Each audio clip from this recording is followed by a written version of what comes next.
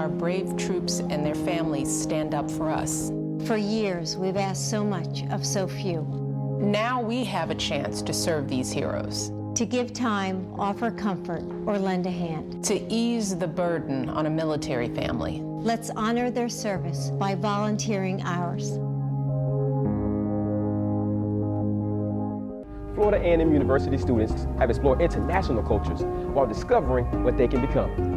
From Hong Kong working as a camp counselor to the Dominican Republic for the Study Abroad program, I discovered my passion for international studies. As Miss FAMU, the university has prepared me to represent my institution in the global market. Discover what you can become. Descubrir lo que puede llegar a ser. Yeah, what she said. For more information about our Study Abroad program, visit discoverfamu.com.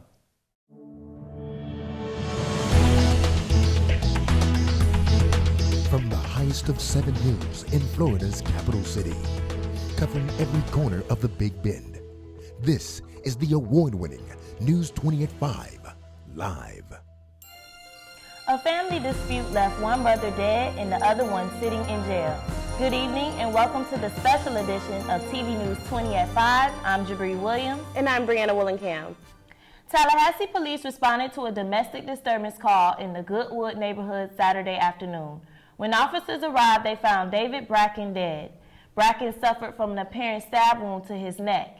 His brother, Houston Bracken, is now being charged with his murder.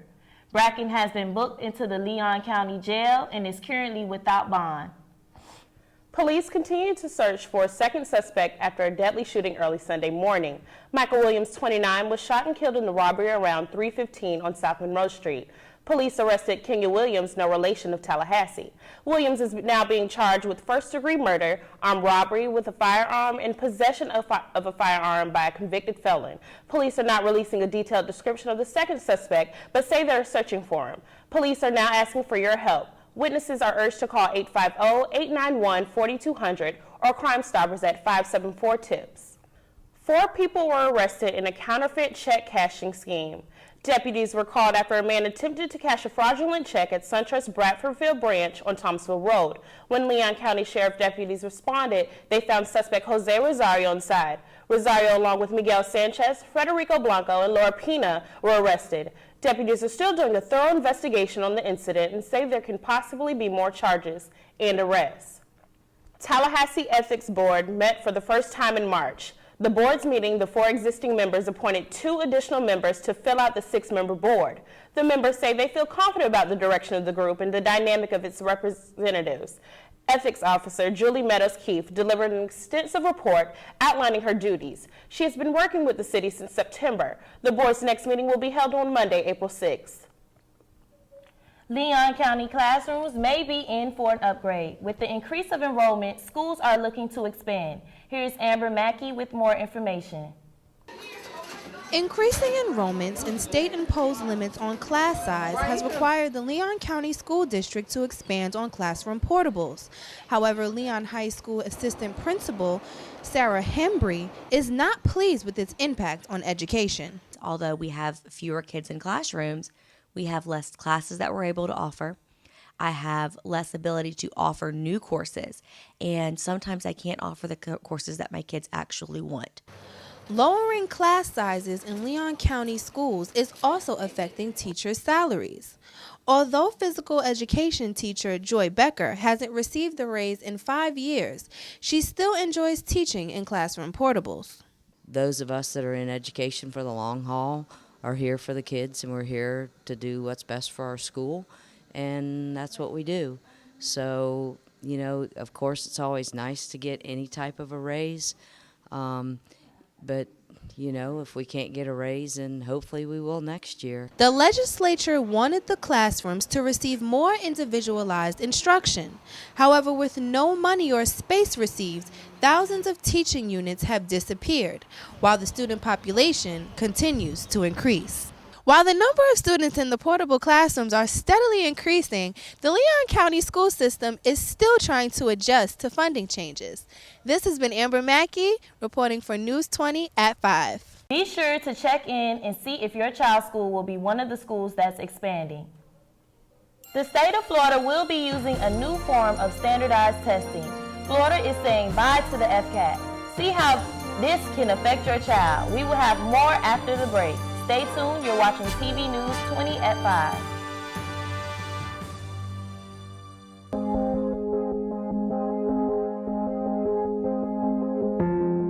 Every day, our brave troops and their families stand up for us.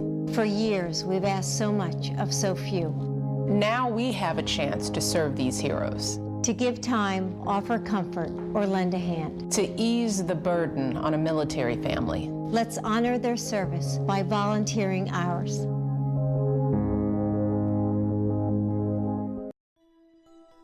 Remember when imagination could take us anywhere? It still can.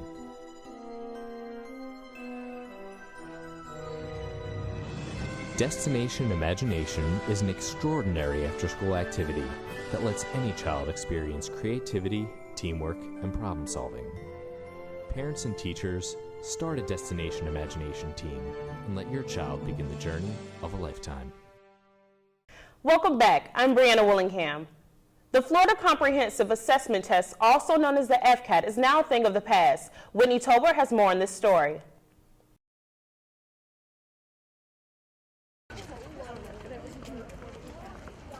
The state of Florida is ready to part ways with the Florida Comprehensive Assessment Test, a mainstay in the state's schools for more than a decade. The state of Florida has approved a $220 million six-year contract with the American Institutes for Research to develop and administer the new test. Florida Department of Education Communications Director Joe Fallock says the new test will be a big step towards measuring students' academics. Students will be better prepared for the future. They will be graded on these tests on their ability to critically think and analyze and to explain how they arrived at answers rather than just rote memorization. There'll be fewer multiple choice questions, just coloring in A, B, C, or D. There'll be more opportunities for them to demonstrate how they arrived at answers and how they processed the questions and how they think. The new test, which still does not have a name, is already attracting controversy with teachers, parents, and lawmakers. Parent Donald Brown says the tests are biased towards certain racial backgrounds. My opinions on the FCAT are, there are pros and cons with everything. As far as taking the FCAT, it does prepare individuals for standardized tests like the ACT and the SAT. But as far as, but it is biased towards certain racial background. The FCAT science test will still be administered to Florida students. The new tests are largely based upon the Common Core standards and will take place starting spring 2015. For News 20 at 5, I'm Whitney Tolbert. A Florida State University library assistant may receive a national award for his bravery. Nathan Scott is the recipient of the American Library Association Paul Howard Award for Courage. Nathan was shot when a gunman opened fire at Stroger Library in November. FSU President John Thrasher said, though wounded himself, Nathan Scott exhibited great courage in the line of fire. The $1,000 award honors those who showed courage for the benefit of the library programs. The ceremony will be held June in San Francisco. We wish Nathan the best of luck. 2 Tallahassee Community College students were selected to be a part of the 2015 All-Florida Academic Team. Angela Cole and Sarah Allen received the honors. Both students are members of Phi Theta Kappa Honor Society. This award was presented for outstanding academic achievement and recognizes each student for their achievement in the classroom. Looking for a scholarship? Quincy's interim police chief is offering 2. Chief Glenn Sapp plans on giving away 2 $300 scholarships to 2 Gaston County high school seniors in need. To be eligible, you have to be a full-time enrolled high school senior in the Gaston School District.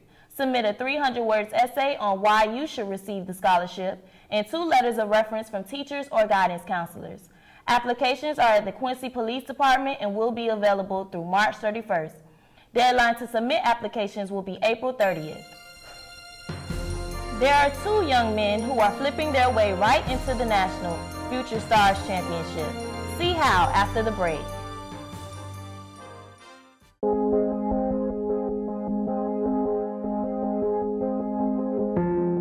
Every day, our brave troops and their families stand up for us. For years, we've asked so much of so few. Now we have a chance to serve these heroes. To give time, offer comfort, or lend a hand. To ease the burden on a military family. Let's honor their service by volunteering ours. Sometimes learning to read can be one of the hardest obstacles that a student has to overcome. However, with help, learning to read can be a child's stepping stone to achieving confidence and produce a drive to become something great. If you want to have an impact on the life of a child, come join our team. Literacy volunteers make a difference. Call 850-487-4444 or check out our website at www.literacyvolunteerleon.org.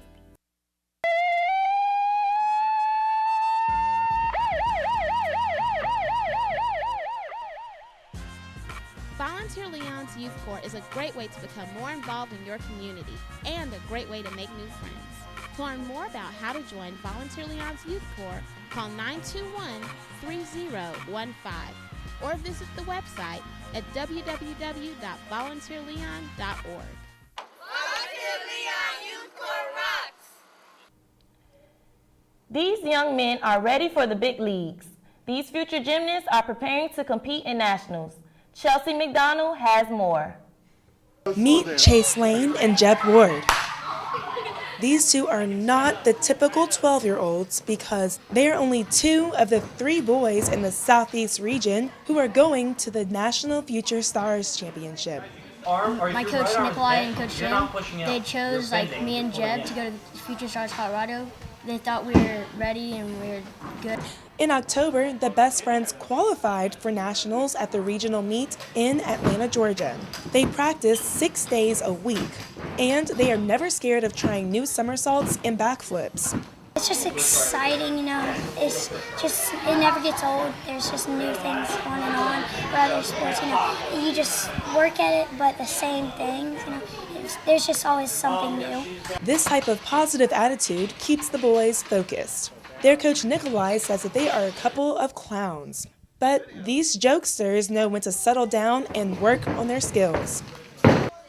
Chase and Jeb are ready to conquer nationals. They'll be competing against 45 other boys nationwide. The competition features 9 different events, which include Chase's favorite, the rings, and Jeb's favorite, the high bars. Coach Nikolai has been in their footsteps before.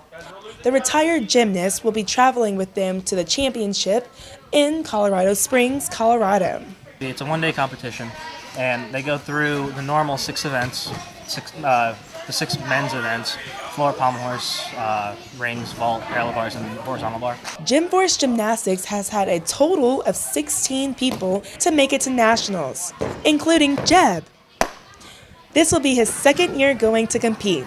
The boys plan to jump and spring their way to the top. For News 20 at 5, I'm Chelsea McDonald. We will have more after the break. Stay tuned. You're watching TV News 20 at 5.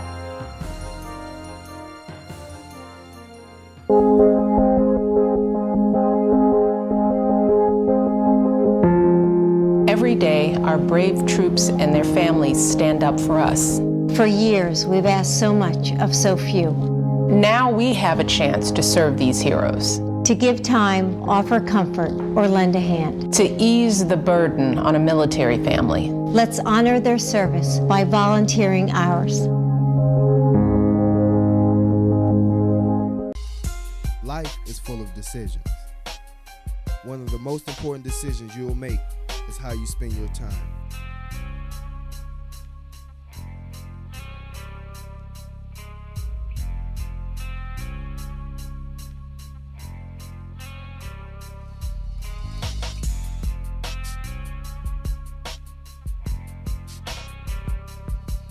If time is money, then how would you spend your time? Thank you for tuning in to TV News 20 at 5. I'm Jabri Williams. And I'm Brianna Willingham. Have a wonderful evening.